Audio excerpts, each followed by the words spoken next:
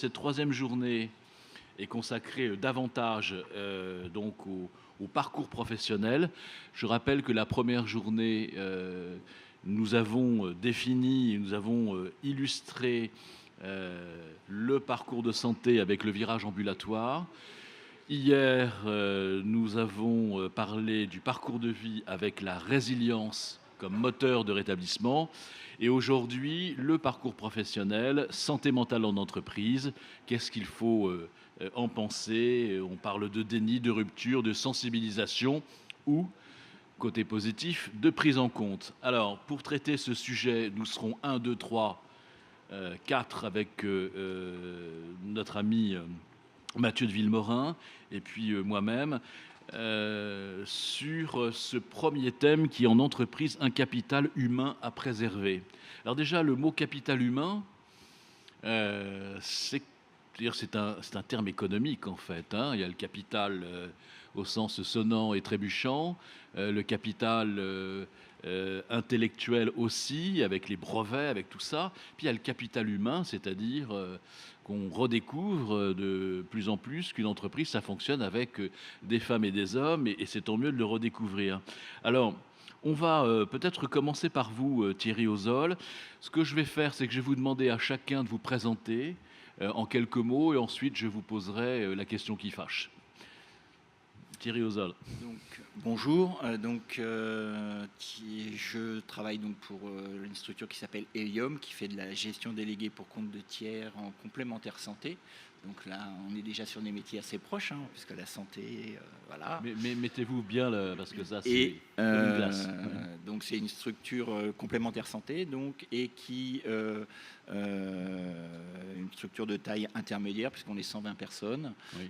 On gère un peu plus de 400 000 personnes protégées dans notre activité, remboursement de soins, optique, hospitalisation, donc tout ce qui touche aux frais de santé, au règlement des prestations et au remboursement de prestations. Voilà.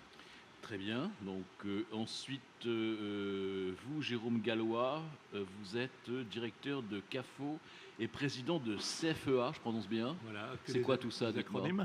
Oui. Donc en fait, je suis le directeur d'une association qui s'appelle Un autre regard, qui est à Compiègne, dans le bas des Hauts-de-France, hein, ça s'appelait la Picardie au siècle dernier, Oui. qui fait de l'emploi accompagné. Et le CAFO, c'est un acronyme pour un service d'emploi accompagné. D'accord. Comme Et ça, le c'est... CFEA, c'est le collectif France pour l'emploi accompagné, qui est D'accord. l'organisation un peu nationale qui regroupe les acteurs de l'emploi accompagné. Parfait. Et Alice Launay, vous êtes adjointe à la directrice générale Falray, c'est ça? Exactement. Alors, quel est votre... Pourquoi vous êtes là?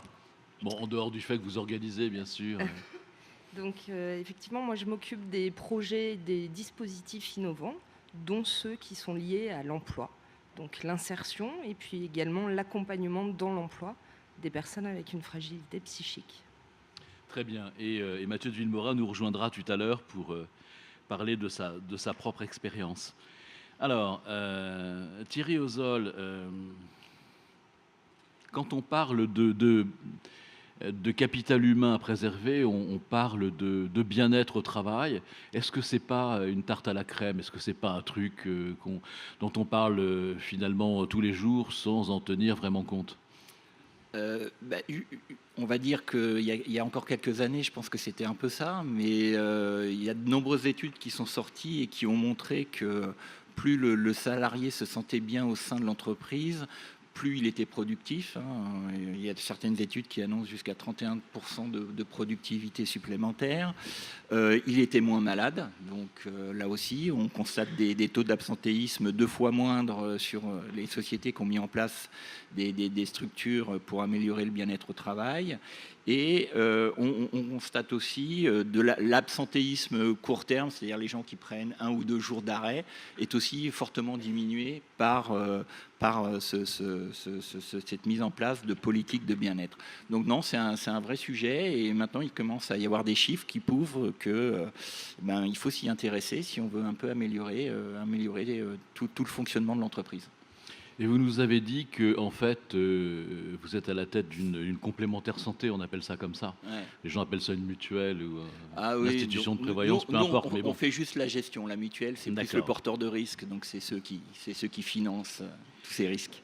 Alors justement, dans le complémentaire santé, il y a le mot santé. Vous le sentez, vous le sentez, mais là, S-E-N-T-E-Z, la langue française est compliquée, pleine de pièges, que ce bien-être au travail, ça se traduit, alors on parlait d'absentéisme, mais ça se traduit peut-être aussi dans le remboursement des soins, c'est-à-dire que on dit toujours que les comptes de la sécurité sociale sont bien entamés par justement ce qu'on pourrait appeler les médicaments de confort, etc., etc. Bref, l'espèce de prothèse pour ceux qui vont pas bien, voilà. Ouais. C'est vrai qu'on a constaté des dérives dans l'utilisation de ces petits arrêts maladie courts, de ces petites pathologies, et voire aussi des pathologies beaucoup plus lourdes qui, notamment en termes de prévoyance, provoquent des arrêts maladie qui peuvent durer bien plus de 2 ou 3 mois, et qui, là, en termes de coûts pour les assureurs, les porteurs de risques, là, sont des coûts très importants. C'est le deuxième poste de coût, hein, tout ce qui est maladie un peu psycho, le burn-out notamment maintenant est déjà reconnu, et puis surtout devient un vrai poste de coût en termes de prévoyance.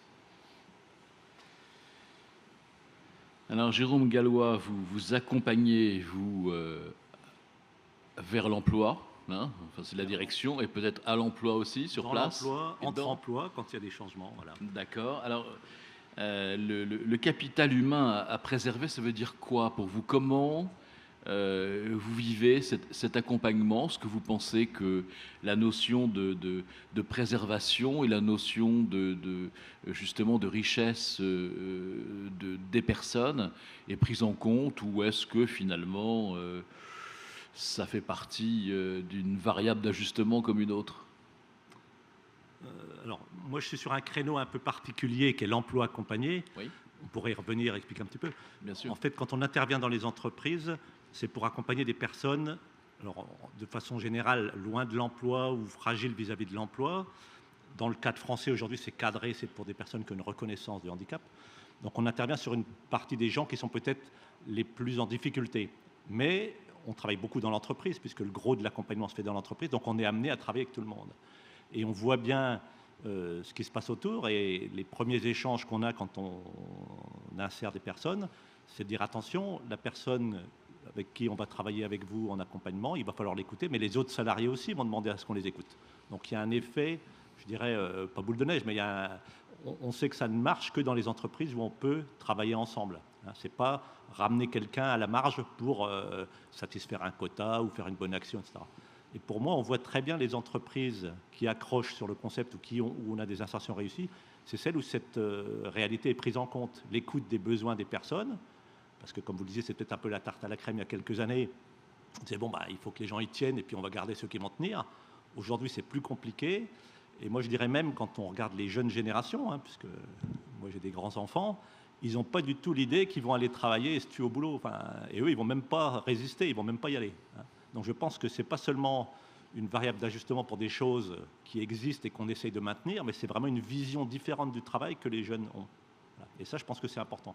Et les personnes qu'on accompagne ont aussi cette vision où ils ont besoin, ils vont chercher le travail parce qu'ils ont vraiment envie, mais ils vont le chercher dans des conditions où ils pourront s'exprimer et exprimer leurs talents.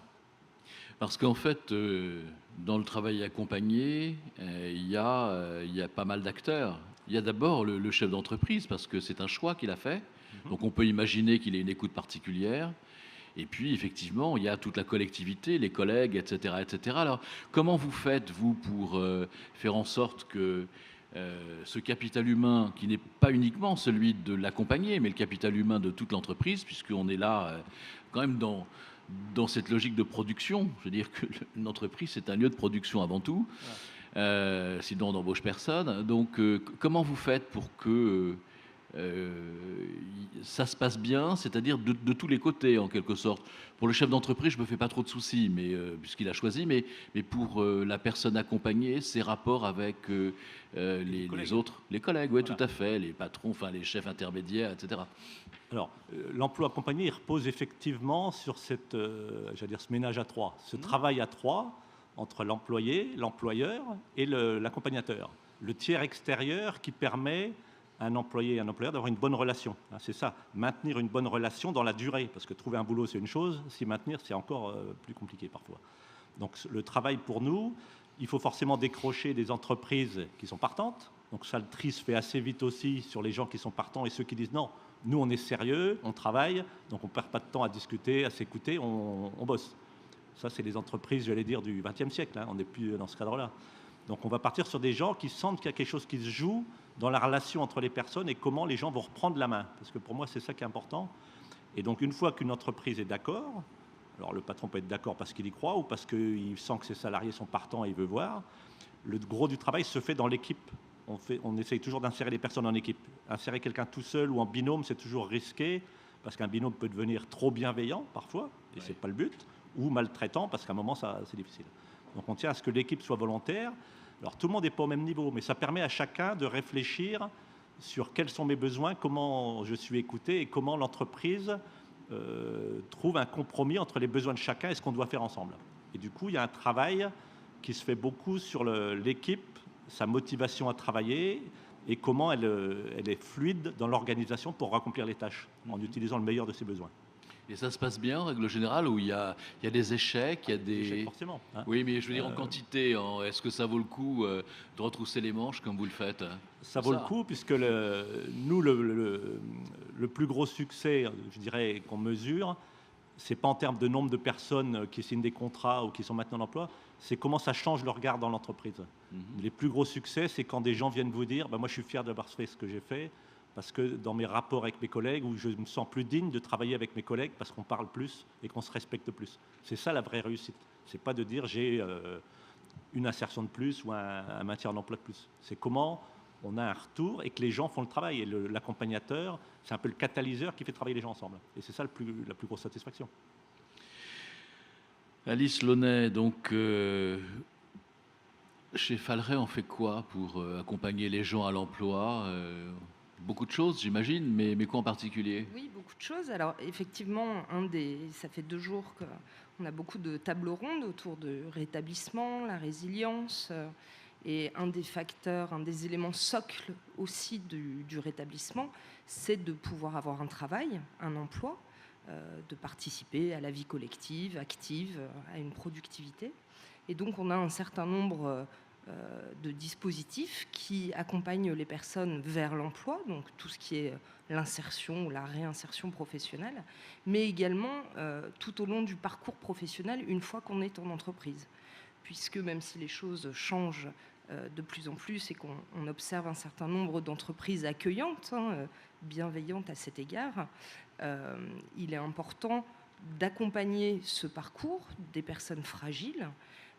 Alors, celles qu'on accompagne dans nos établissements et nos services, mais aussi celles qui y sont, parce qu'il y a aussi pas mal de gens qui, au long de leur parcours professionnel, vont rencontrer des difficultés. Et effectivement, l'entreprise, ce n'est pas forcément son rôle de pouvoir accompagner ces fragilités, et elle se trouve en difficulté. Donc, l'action et les missions de l'œuvre Falleret, c'est de pouvoir accompagner à la fois les personnes en fragilité et aussi les entreprises pour qu'elles puissent décoder et accompagner ces fragilités. Donc ça passe par de la formation, la sensibilisation, du conseil, de l'accompagnement aussi, voilà, avec toute une approche qui passe par de l'adaptation poste, mais aussi des outils pour l'entreprise, et avec vraiment ce rôle de médiation dont parlait Jérôme à l'instant, qui permet une continuité du parcours professionnel le temps de la contractualisation au sein de l'entreprise. Oui, donc on est loin de la lutte des classes, là. On est vraiment dans la collaboration pour le mieux-être de chacun et surtout que ça fonctionne, quoi. Ce qui compte, c'est... Ouais, voilà. et que ça fonctionne, parce qu'effectivement, pendant longtemps, alors déjà, les personnes en fragilité, ça fait peur, on n'a pas envie.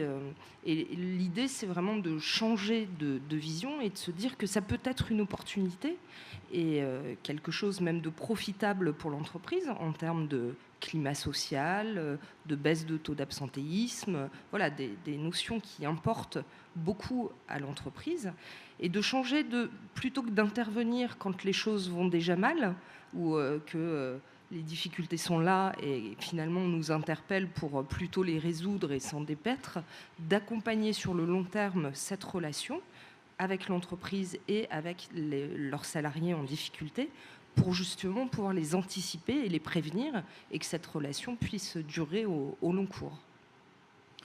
Mathieu de Villemorin, merci de nous avoir, merci d'être sorti victorieux des parkings de la Défense, parce que c'est pas, non, je dis ça même sans humour, hein, plus difficile, c'est quand même d'arriver à sortir du parking, déjà d'y rentrer, de trouver une place. Alors, vous allez nous parler de vous. Vous êtes auteur d'un premier livre qui s'appelle Fou et folle. Il y en a un autre que vous avez sorti, je crois, non? Il me Oui. semble, hein, parce que vous m'avez appelé, je vous ai même pas répondu, donc bon, Oui, il culpa. je vous en prie. Le nouveau est en fait une refonte de l'ancien qui a été revu et augmenté de 3 chapitres et d'une postface. Mais l'élément vraiment original de cette nouvelle version, c'est le titre. Ça s'appelle maintenant Les Lunatiques, Mon séjour chez les fous. Et la préface est de Philippe Pozzo di Borgo, qui est donc le tétraplégique qui a inspiré le film Intouchable. Absolument. Alors vous allez nous parler de vous, de votre parcours et de votre rapport à l'emploi, parce que vous avez exercé plusieurs emplois, vous avez fait des études de droit, et puis il y a eu des moments difficiles dans votre vie, des moments où vous avez été en fragilité. Je voudrais que vous nous racontiez ça. Alors absolument, j'ai pu travailler malgré un parcours que j'appelle atypique. Et c'est vrai que j'avais poursuivi des études de droit sans jamais les rattraper, mais cet échec m'avait conduit à, disons, rompre cette sorte de parcours un peu classique. J'ai effectué mon service national et puis j'ai accumulé quelques petits jobs pour faire une cagnotte et partir au Brésil pendant 1 an.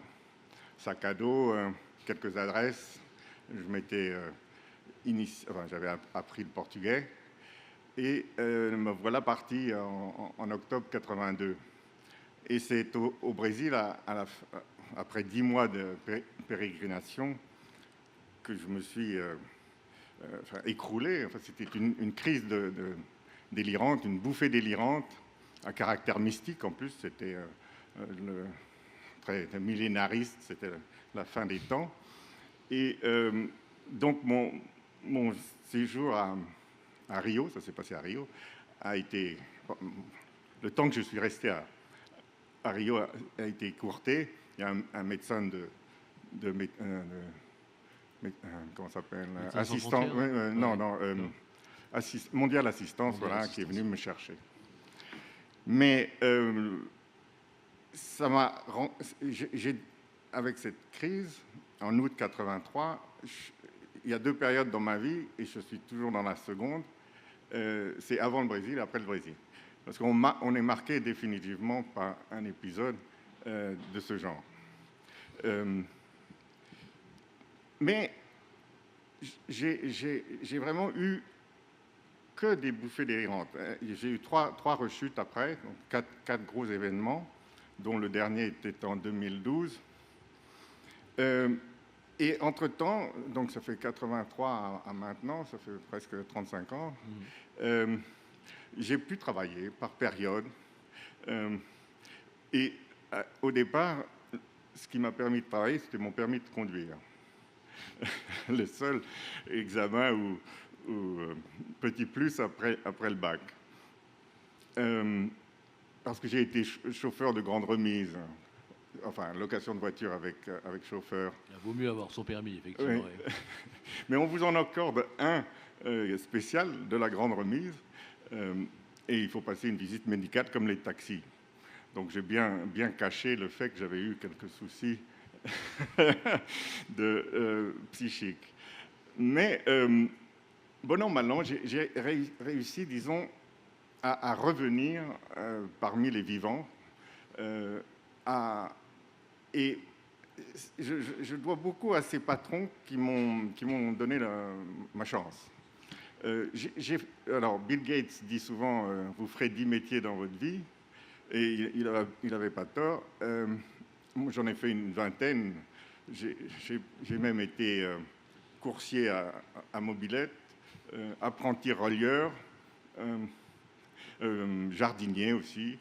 Bon, Villemorin, ça allait un peu. Oui, ça c'est dans la famille. Hein. Mais la terre est basse, hein, quand il faut biner et tout, c'est pas toujours facile.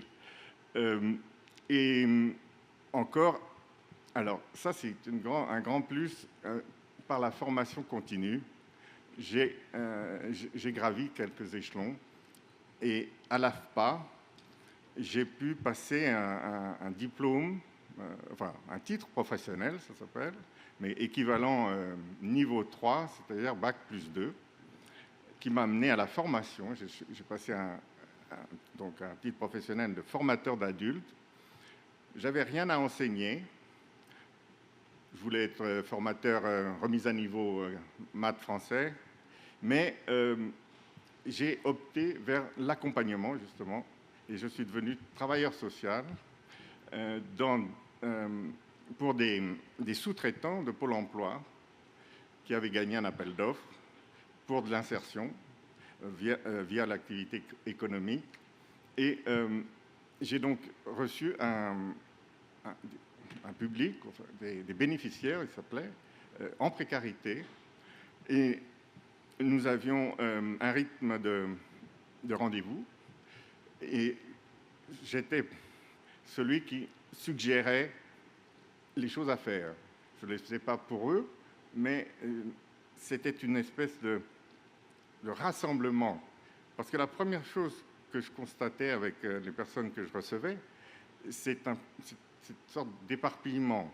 Le chômage est presque un handicap à lui seul, ou la vision que le chômeur a de lui-même. Et comme je la connaissais bien, cette impression, j'ai eu avec mes bénéficiaires d'assez bons résultats. Juste parce que je les considérais.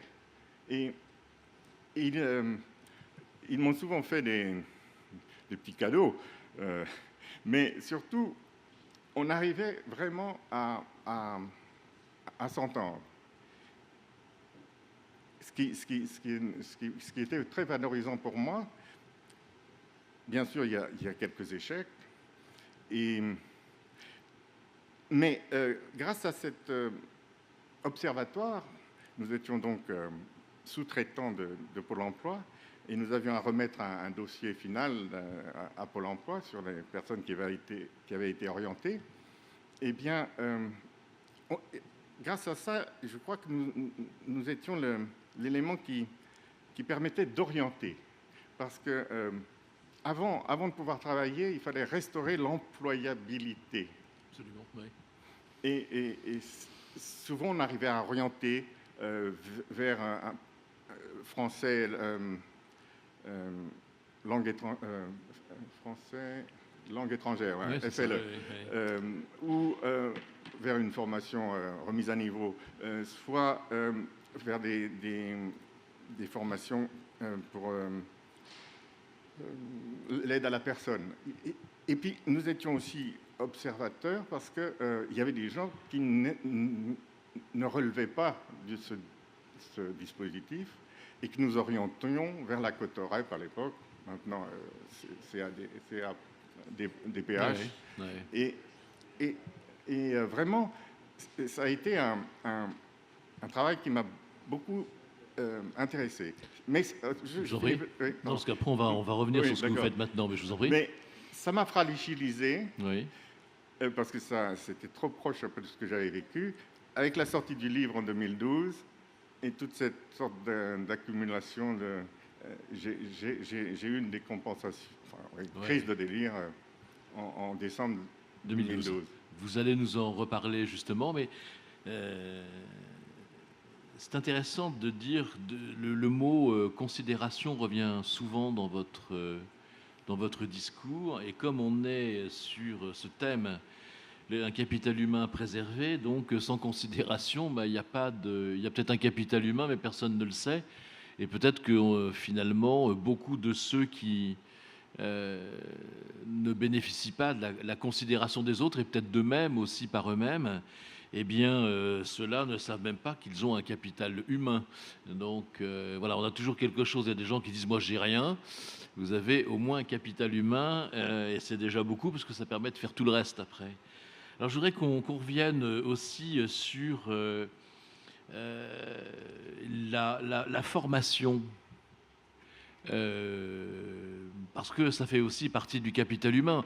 On prend quelqu'un en entreprise parce qu'il sait faire quelque chose. Et quand il ne sait pas le faire, s'il a la volonté de le faire, et s'il peut le faire, on le forme. Thierry. Ça me semble évident, surtout que plus le temps passe et plus on s'aperçoit en effet que plus la personne est bien formée, mieux elle se sent dans l'entreprise, et plus les tâches qu'elle a à accomplir sont faites de manière fiable et correcte. Donc ça, c'est très important. Je rebondissais sur la notion de deuxième chance.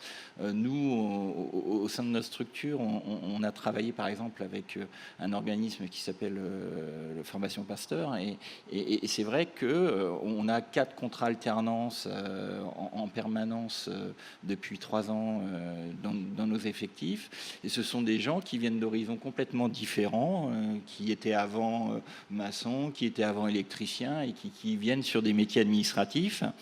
Et on s'aperçoit à travers la formation en amont qu'on a établie, et on a fait tout un cursus de formation avec la Formation Pasteur. Ça a permis d'avoir des gens qui sont donc plus au fait du métier, qui sont donc beaucoup plus à l'aise quand ils arrivent dans l'entreprise parce qu'ils savent de quoi on parle, et qui s'intègrent beaucoup plus facilement. On a parlé, alors je pense que vous avez des choses à nous dire, Jérôme, là-dessus. Sur la formation, Oui. oui, je voulais revenir sur la formation. Effectivement, la formation permet d'accéder à un emploi où il faut se former pour pouvoir conserver son emploi. Dans l'emploi accompagné, on travaille avec un public pour lequel on ne fait pas de formation au départ. Même si ça marche pour la plupart des gens, nous, on va travailler avec des publics où on va d'abord entrer en activité et se former en cours d'emploi. Le slogan qui est assez connu dans l'emploi accompagné, c'est « placer, former ». Alors, au-delà de ce slogan, c'est l'employabilité se développe dans l'emploi lui-même. Et donc, dans l'emploi accompagné, on va essayer de rentrer le plus vite possible, le terme vite étant à géométrie très très variable, mais d'attaquer par une activité qui peut correspondre à des compétences que j'ai, et on va toujours trouver quelque chose. Des gens très diplômés ont des facilités peut-être à trouver des choses à faire. Les gens plus démunis, il y aura un travail à faire d'adaptation du poste. Mais à partir d'une activité, la partie la plus importante, c'est, pour rebondir sur ce que vous disiez, c'est l'estime de soi. Toutes les personnes qu'on accompagne, en général, ont beaucoup de mal à dire « je suis content de moi, je suis fier de moi ». On les a toujours exclus, on leur a toujours dit que ce n'était pas possible. Le fait d'entrer en activité sur quelque chose qui est reconnu, il y a une estime par les collègues qui reconnaissent que c'est bien fait, et du coup, on progresse en estime de soi. Et c'est ça qui va permettre de déclencher après une formation dans l'emploi. Et pour nous, cet aspect estime de soi est quelque chose de très très important. Et je pense en particulier, pour revenir un peu à ce qu'on disait au départ, le sentiment d'inutilité ou d'être le malaise vient souvent du manque d'estime qu'on retrouve à faire son travail, ou de reconnaissance. Et ça, c'est quelque chose qui est très important. Alors, Alice, oui, justement... Pour compléter sur le volet formation, effectivement, de retrouver déjà une activité. Et ensuite, l'objectif, c'est bien d'accompagner aussi les entreprises pour identifier ces tâches ou ces missions qui, souvent, on va chercher à recruter quelqu'un, alors ouvert aux personnes avec un handicap, mais souvent, quand on est justement partenaire de l'entreprise, on peut identifier un certain nombre de tâches qui ne sont pas forcément la fiche de poste classique, mais qui vont dégager un certain temps de travail pour les autres collaborateurs, les décharger et permettre de créer un nouveau poste. Et au fur et à mesure du temps, ce poste va pouvoir évoluer. Et l'objectif, c'est aussi d'accompagner les personnes, mais l'entreprise en fonction de ses besoins et la personne en fonction de ses compétences, pour faire évoluer grâce à la formation notamment, ce parcours professionnel. Et ça, vous parliez de médiation auparavant, et donc ce dont vous venez de nous parler, c'est-à-dire cette collaboration, cette aide à identifier ce que la personne accompagnée peut faire dans l'entreprise, qui soit dans son intérêt, mais avant tout dans l'intérêt de l'entreprise et que ça fonctionne. Vous travaillez avec les DRH pour ça? Comment ça se passe? Parce que bon... Oui, alors effectivement, ça se passe à tous les niveaux de l'entreprise. En général, il faut quand même qu'il y ait une impulsion de la tête, j'ai Bien envie sûr, de dire. oui. Et puis ensuite, ça se décline au fur et à mesure. Donc les DRH, et puis les managers, et puis ensuite les collaborateurs directs. Et l'idée, effectivement, c'est que l'ensemble de l'organisation soit partante, parce qu'on se rend compte que quand ça ne tient finalement qu'à des initiatives individuelles, ça a du mal à tenir au long cours. Alors concrètement, comment on fait pour quand il y a des contraintes qui sont difficilement discutables et néanmoins de la bonne volonté de la part de l'employeur, de la part de la personne accompagnée. Je ne sais pas, il y a par exemple, j'ai cité la SNCF, mais tout le monde va me jeter des en disant les trains partent à l'heure, c'est pas vrai, hein, donc c'est une blague. Mais il y a parfois des contraintes parce qu'on doit travailler le matin, on doit travailler l'après-midi, enfin, je sais pas, la boulangerie par exemple, il faut se lever tôt. Comment vous faites pour... parce que ça doit être difficile par moment, entre l'état de santé, l'état de fragilité, la bonne volonté, mais les impératifs économiques. Là, c'est une question qui est posée à vous quatre, hein, parce que je pense que c'est primordial. Je vous en prie, Jérôme. C'est certain que certaines conditions de travail sont plus difficilement accessibles. Donc on va chercher des... Alors, il y a un travail à faire dans les entreprises quand même, parce qu'il y a souvent une perception par l'entreprise de son métier qui n'est pas accessible, qui n'est pas ceci, cela. On est des cas spéciaux, etc. Il faut aller creuser dans le détail, et quand on parlait avec qui on travaille, le plus intéressant, c'est quand on travaille avec les opérateurs sur le terrain, ou les gens de terrain, qui, eux, ont une vision du travail qui n'est pas forcément la même, et qui peut être très intéressante quand on les écoute. Donc je pense que le travail, même s'il commence par une approche managériale, il doit aller sur le terrain. Dans l'emploi accompagné, je vous parlais du slogan placé formé, il y a un autre aspect qui est très important, et j'imagine que ça a été dit dans les journées précédentes, le terme d'empowerment qu'on entend beaucoup, où c'est restaurer sa capacité d'agir, augmenter sa capacité d'agir. Ça, on en parle beaucoup pour les personnes handicapées, mais nous, ce qu'on sait, c'est que l'emploi accompagné marche si les trois acteurs ont de l'empowerment. Si le conseiller a aussi une capacité d'agir, mais surtout si dans l'entreprise, on peut imaginer des choses nouvelles, on peut reprendre la main un peu sur le travail.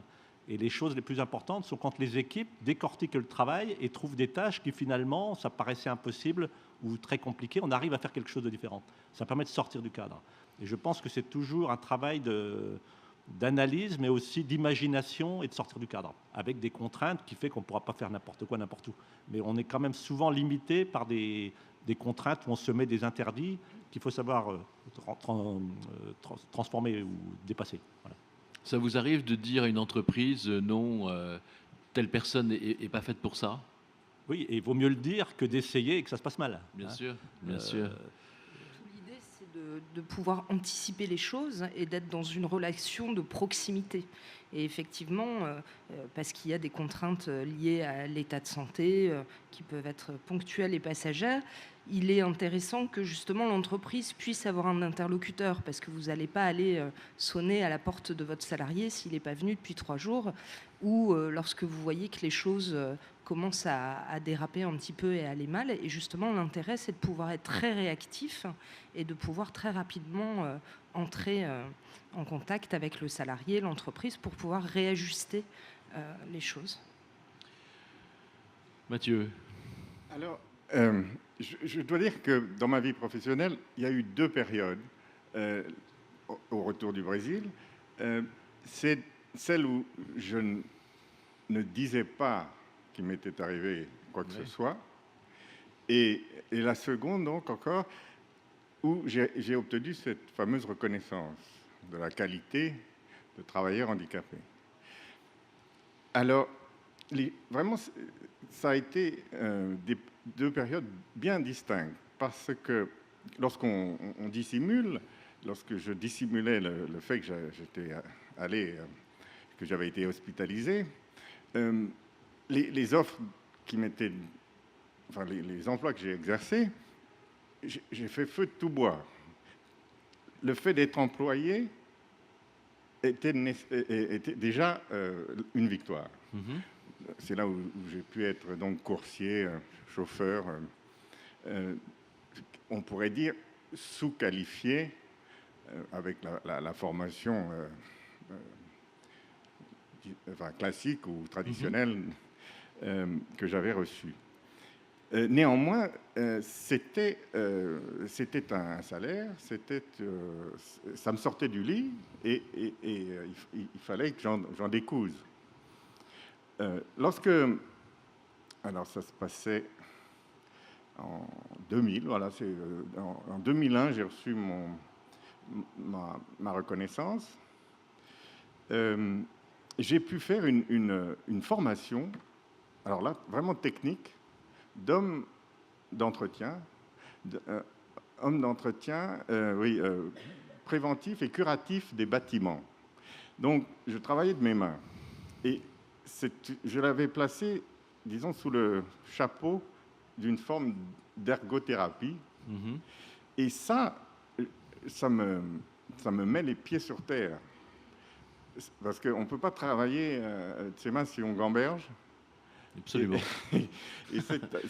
Voilà, alors, je bricole toujours, hein, il m'arrive de me blesser. Mais ça, c'est comme approche, disons, empirique, ça m'a fait énormément de bien. Et pour revenir sur la formation, j'ai souvent pu bénéficier de formations, justement, ou d'accompagnement via les missions handicap des grands groupes. J'ai pu travailler comme ça. Je suis rentré à l'AFPA par la mission handicap de l'AFPA. Ce n'était pas un congé individuel de formation, enfin, ça équivalait à ça, mais c'était payé par un autre système, puisque j'étais rémunéré pendant ma formation. Et j'ai travaillé aussi, après un long parcours, un de mes derniers boulots, chez Clésia, comme agent de saisie, avec une convention tripartite. J'avais été reconnu, une orientation vers le milieu protégé, un ESAT hors les murs, pour être réinjecté, si je puis dire, dans le milieu ordinaire. Et voilà, j'ai toujours essayé de continuer et d'y aller, d'aller au charbon. Est-ce que, c'est une question un peu tendancieuse et pervers, hein, mais je l'assume, est-ce que, on dit toujours que le travail libère, améliore, et c'est vrai, je veux dire, c'est pas ça que je veux remettre en cause, mais est-ce qu'il arrive que finalement, quelqu'un qui est en fragilité et obtient un emploi accompagné, finalement, soit dans un moins bon état en accomplissant sa tâche ou après l'avoir accomplie qu'avant de l'avoir accomplie? Est-ce que ça arrive? Et est-ce que l'entreprise qui peut faire des gens heureux, elle peut faire des gens malheureux aussi? On le sait tous. Hein. Ça arrive, et c'est qu'on a mal fait son boulot. Voilà. Ça nous arrive aussi. Moi, je vois que c'est très, très lié à l'équipe. Hein. Et les équipes changent. Vous pouvez avoir une situation qui a été calée. La personne est tellement intégrée qu'on oublie qu'elle a des difficultés. Et les suivants, parce qu'il y a des gens qui partent en retraite, des nouveaux chefs, on oublie ça et on peut être maltraitant. Donc c'est là où l'accompagnement dans la durée est important. Parce que, alors même s'il y a des moments où c'est extrêmement léger, c'est le fait de se connaître et de pouvoir rappeler la situation et le deal de départ. Mais il faut faire très attention. Enfin, moi, je pourrais donner l'exemple d'une personne qu'on a accompagnée comme ça pendant 2-3 ans. Quelqu'un qui était vendeur, qui avait fait des études, etc., et qui était devenu agoraphobe. Bon. Au point que le premier jour où il vient en rendez-vous, il tombe dans les pommes parce qu'il y avait plus qu'un accompagnateur, il y en avait 2 ou 3 ce jour-là. Ouais. Cette personne-là a repris un boulot très, très progressif. Alors, il y a eu tout un travail de revenir dans un groupe. Il a pris un travail dans une chaîne culturelle de je ne citerai pas, dans le stock d'abord, à réception des commandes, enfin un gars qui a un très bon niveau culturel, etc. Donc ça a avancé comme ça pendant 1 an ou 1 an et demi, et on était très contents, tout le monde était content. Et un jour, il travaillait à temps très partiel. Hein. Il y a eu une opportunité de prendre un poste à plein temps. On s'est beaucoup interrogé en disant est-ce qu'on ne va pas trop vite, etc. Tout le monde a dit, et lui aussi, je vais essayer le coup, je vais quand même tenter le coup. Tout le monde était très bienveillant, etc. En 4 mois, il est reparti 2 ans en arrière. parce qu'il n'est pas arrivé et il s'est dit, j'y arriverai jamais. Et même si tout le monde a dit, non, on était bien d'accord, etc., c'est compliqué. Donc il faut quand même être très prudent. C'est jamais acquis. Et pour moi, c'est surtout le fait de suivre dans la durée et de savoir mesurer les écarts ou les difficultés qui est importante, et d'alerter. Et c'est pour ça que le tiers extérieur qui connaît la situation peut faire des choses que peut-être en interne, il y a une grosse discussion. Est-ce que le tutorat interne ne suffit pas finalement? On forme des tuteurs. Il y a des situations pour lesquelles le tuteur externe est important, le tiers extérieur, parce qu'on ne dira pas la même chose et il permettra de reprendre le dialogue dans l'entreprise. Voilà. Mais je pense que cette histoire de savoir bien mesurer où on va, etc., c'est important. Je repensais un petit peu à la situation, on parlait des capital humain, etc. Là. Pour moi, ça fait très matériel, du capital, c'est des choses, etc. Moi, j'aime mieux la nature. On parlait de jardinage. Moi, je parlais plutôt de biodiversité. Et je dirais, on est dans la transition écologique. Les entreprises qui sont bonnes, c'est comme les gens qui passent au bio. Si je fais toutes les mêmes céréales, toutes les mêmes sortes, et que je mets des produits chimiques, parce qu'il faut aussi mettre un peu de produits chimiques, voilà.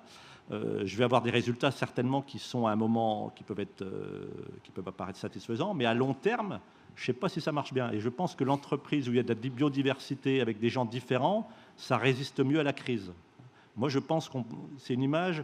Par contre, c'est du jardinage, donc ça demande des soins. Il faut comprendre les interactions, il faut chercher des solutions. Donc, c'est pas aussi simple que de cloner des gens, les faire travailler avec des procédures bien établies, il n'y a plus de liberté. Et comment on peut recréer dans l'entreprise, par un œil extérieur, cette espèce de biodiversité humaine. Moi, plutôt que de capital, je parlerais je ne sais pas, je chercherais une image un peu plus côté nature. Oui, bien sûr, c'est ce que je disais au début, c'est une expression économique qui vaut ce qu'elle vaut. Je veux dire qu'elle est un peu brutale, mais beaucoup d'entreprises modernes maintenant, alors sauf quand c'est pas possible, je veux dire que quand on travaille dans les montages de chaînes automobiles, etc., il y a assez peu d'initiatives en fait. Ce sont du travail automatisé. Il y a des gens qui aiment le travail automatisé. Moi, j'ai visité des gens qui sont totalement... C'est comme une ascèse, voilà, ils ont besoin de répéter les mêmes gestes. Pourquoi pas? On disait hier que l'essentiel, c'est quand même l'idée de bonheur. C'est-à-dire qu'on soit bien. On n'a pas besoin d'être bien pour soi. C'est pas forcément être bien pour les autres. Je rappelais cette phrase de Boris Vian que j'aime beaucoup. Ce qu'il faut rechercher, c'est pas le bonheur pour tous, c'est ce qu'on nous propose, mais le bonheur pour chacun. Et c'est pas tout à fait la même chose. Mais dans les entreprises que je vois de plus en plus, celles où on travaille, on a l'impression qu'on est dans une maison où chacun, finalement, vous avez des tâches à faire, mais vous avez un laps de temps pour le faire, vous le faites comme vous voulez. Vous arrivez quand vous voulez, vous partez quand vous voulez, mais il faut que votre boulot soit fait. Vous choisissez avec qui vous travaillez, et ça se passe très bien. Pourquoi? Parce que vous choisissez forcément la personne avec qui vous entendez le mieux, donc il n'y a pas de conflit, donc il n'y a pas d'absentéisme, donc il y a voilà, et il y a la bonne humeur, et donc il y a plus de productivité. Je pense que là... J'ai un peu bisounours, non? Oui, c'est un peu l'extrême. Non, ce qui est important pour l'entreprise,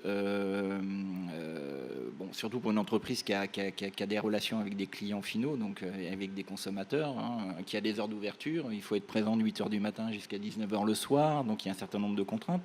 Moi, je pense que plutôt que en effet la théorie, ce qui va être bien, c'est la mise en pratique. Et ce qui est intéressant pour des structures de taille intermédiaire, de taille moyenne comme la nôtre, c'est justement ce que propose un peu Falleret, c'est comment on peut accompagner l'entreprise dans ces problématiques-là. Parce que moi, j'avoue, ma DRH, elle a déjà tellement de boulot qu'elle n'a pas forcément du temps à consacrer, à réfléchir, à voir comment on pourrait se mettre en place ce genre de process. Donc l'accompagnement par des spécialistes et un accompagnement sur du long terme, c'est-à-dire en effet pas simplement faire une mission d'audit et puis après repartir et ainsi de suite, va être important.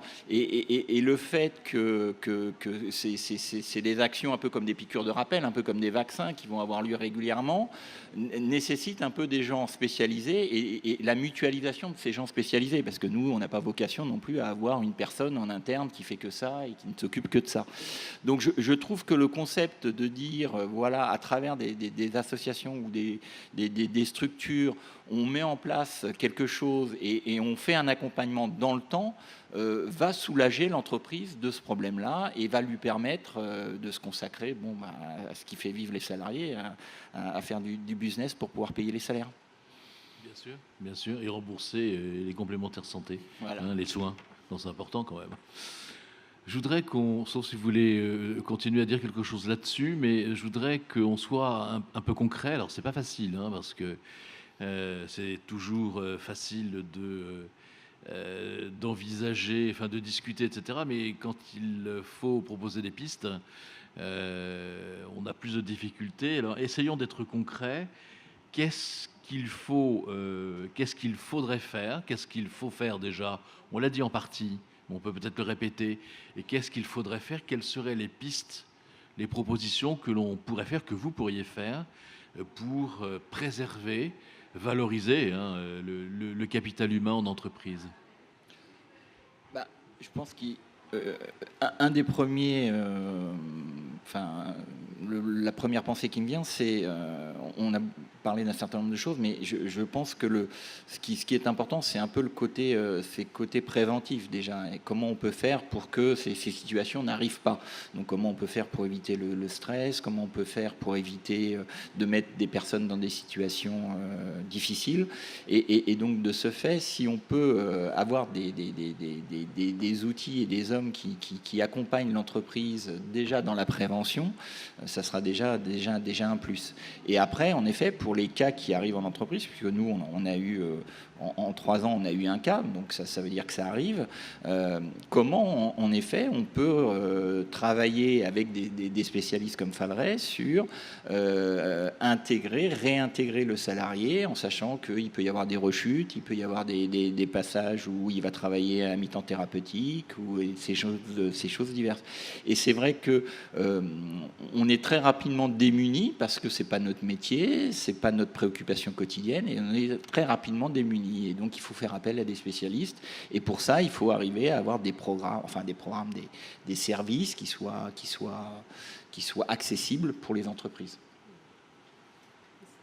Quand vous voulez, il n'y a pas d'ordre, donc. Oui, mais je fais la transition du coup avec ce que vous dites. Effectivement, une des pistes, c'est vraiment que l'entreprise, et qu'elle soit privée ou publique, parce qu'il y a aussi un certain nombre d'entreprises publiques avec un certain nombre de salariés, qu'on puisse rentrer dans ces entreprises et effectivement jusqu'au plus petit maillon de la chaîne pour pouvoir être en relation directe et justement, voilà. Nous, on a ce volet capacité des personnes, compétences, cette expertise, c'est notre cœur de métier. Effectivement, l'entreprise, ce n'est pas son cœur de métier. Toutes les entreprises ne sont pas des PME ou des TPE qui ont des missions handicap. Et donc, il est important qu'il puisse y avoir ce relais et ce partenariat fort avec des experts pour venir soulager et d'être dans une relation assez directe qui permette d'anticiper et donc de prévenir au maximum les difficultés. Parce qu'il s'agit aussi de prévenir les difficultés de l'entreprise. On est bien d'accord, c'est ce que j'ai bien compris, à juste titre. Sinon... Voilà. Et pas seulement dans une logique au secours, il y a le feu dans la maison, comment je fais? Alors évidemment, c'est des choses qu'on sait faire aussi, mais l'idée, c'est bien de travailler en amont de tout ça. Et ça se passe dans la durée. C'est pas du one shot, c'est pas une visite de temps en temps, c'est des relations partenariales fortes. Sylvie, bien sûr. Mathieu, par exemple? Oui, comme mesure concrète pour moi, ce qui existe sur la santé ou ma position vis-à-vis du système d'assurance maladie, c'est que au départ, qu'est-ce que je voulais dire? Oui, cette reconnaissance, c'était, voilà, je la monnayais, oui, elle avait, comme les charges sociales de l'employeur sont moindres quand on emploie une personne reconnue travailleur handicapé, c'était un peu mon ticket d'entrée. Alors que Et je ne l'avais pas quand je ne le disais pas, puisque je n'avais pas cette reconnaissance.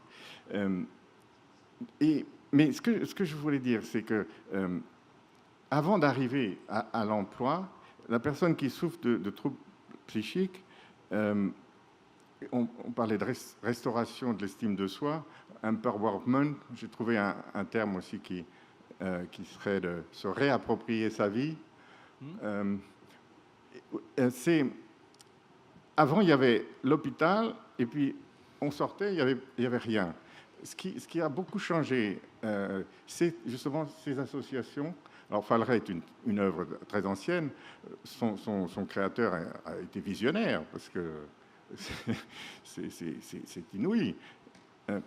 Mais il en existe maintenant d'autres et qui traitent de maladies spécifiques ou qui interviennent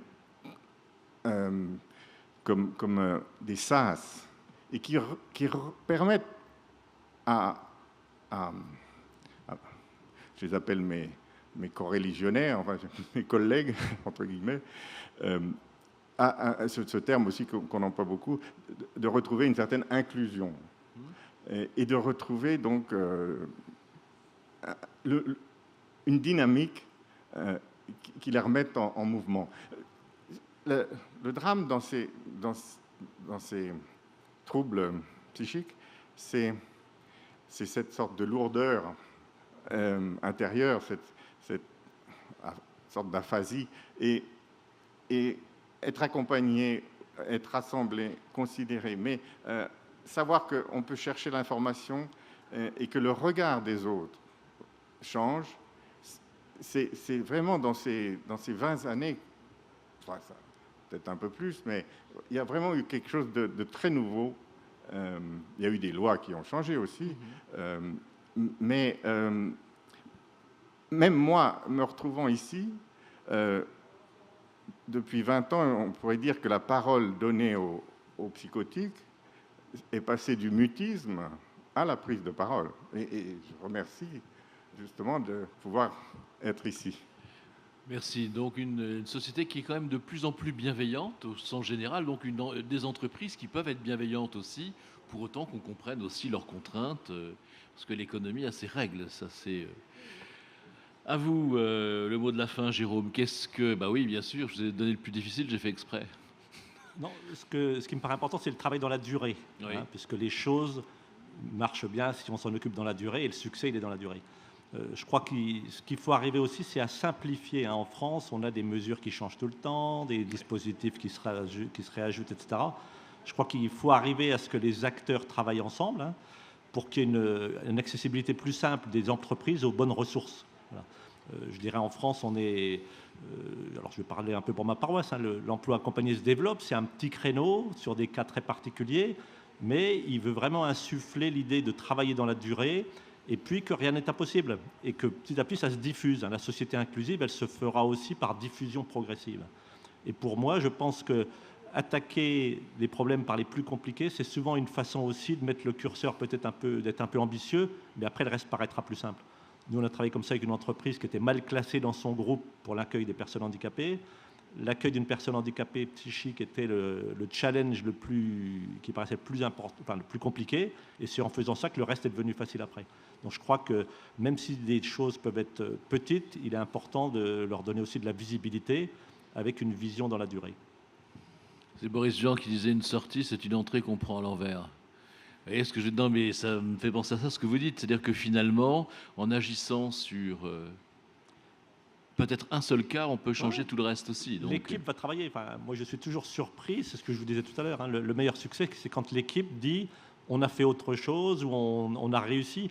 Et souvent, pour revenir au bien-être, cette reconnaissance ou cette estime de soi, ils l'ont parce qu'ils font des choses humaines. On dit souvent, mais vous ne pensez pas que réinstiller de l'humain au moment où tout est sous contrainte économique, c'est à ce moment-là qu'il faut trouver de l'humain. Bien et sûr. les gens se retrouvent de la dignité aussi comme ça, parce qu'il ne faut pas se leurrer, le monde de l'entreprise est difficile. Mais c'est en y mettant de l'humanité, et ça sur le terrain, les gens savent le faire. La ressource humaine, ce n'est pas qu'un truc de cadre. Les gens ont de la solidarité, des savoir-faire qu'il faut développer. Et ça, l'accueil de personnes en étant accompagné dans la durée peut être un très bon terrain de progression. Ben, merci pour cette très belle conclusion. En entreprise, un capital humain préservé. Il y a eu des propositions de fait, un état des lieux et en même temps, on a bien compris que cet accompagnement devait s'inscrire dans la durée pour que ce soit efficace et porteur d'avenir. Je crois qu'on peut les applaudir.